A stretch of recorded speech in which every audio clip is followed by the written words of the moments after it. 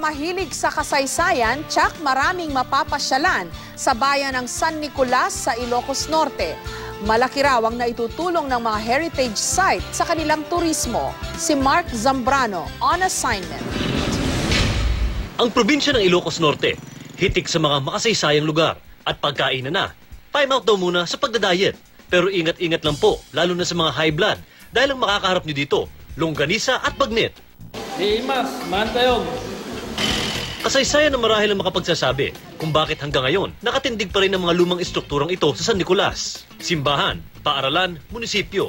Lahat ng ito, saksi kung paano namuhay ang ating mga ninuno sa kamay ng mga mananakop. San Nicolas is a very historical town. San Nicolas was known for its pottery industry. The pottery of San Nicolas provided all the needs of pottery in this northern area of the Philippines. Isa namang tradisyon sa San Nicolas ang pagdadamili o paggawa ng earthenware products tulad ng palayok at banga. Si Nana Paul, itinuturing na living treasure ng San Nicolas dahil sa dedikasyon niya sa pagdadamili. Pero ang bahaging ito ng kultura ng San Nicolas tila nakalimutan na. Alam nila na may mga ganitong structures, may mga ganitong kultura, may ganitong heritage. Pero yung appreciation talaga, yun yung talagang tumaas. In-increase yung level of awareness yung mga bata. Katumbas na rin daw ng pagpatay sa kultura at tradisyon ang hindi pagkilala at pagtangkilik dito. Kaya naman tugon ng lokal na pamahalaan ang Cultural Heritage Program.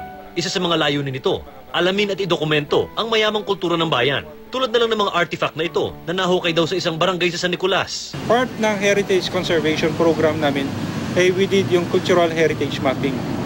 Cultural Heritage Mapping is an activity or a project that we're going to identify our built, natural, intangible, at movable heritage.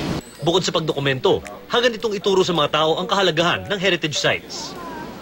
Ang mga estudyanteng ito ng San Nicolas Elementary School, excited na raw sa kanilang lakad. Kasamang isang tour guide, inikot ang mga estudyante sa mga makasaysayang lugar ng San Nicolas. Eskwela tours ang tawag nila rito. So yung San Nicolas Heritage Walking Tour, nag-start yan noong 2009.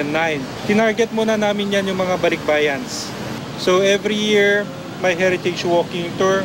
Hanggang naisip namin, since we're teaching yung mga bata yung history of San Nicolas, so sabi namin, it's also proper na turuan rin natin yung mga bata. Ang programang ito, malaki raw ang naiambag sa turismo ng bayan.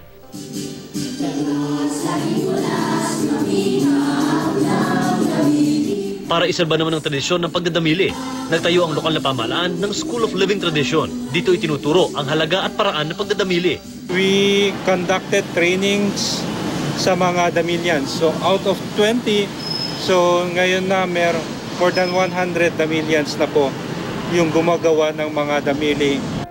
Makikita naman sa San Nicolas Elementary School ang samut-saring exhibit ng damili. Oo nga't mayaman tayo sa kultura at tradisyon, ngunit aanhin ang mga ito kung walang nakakaalam.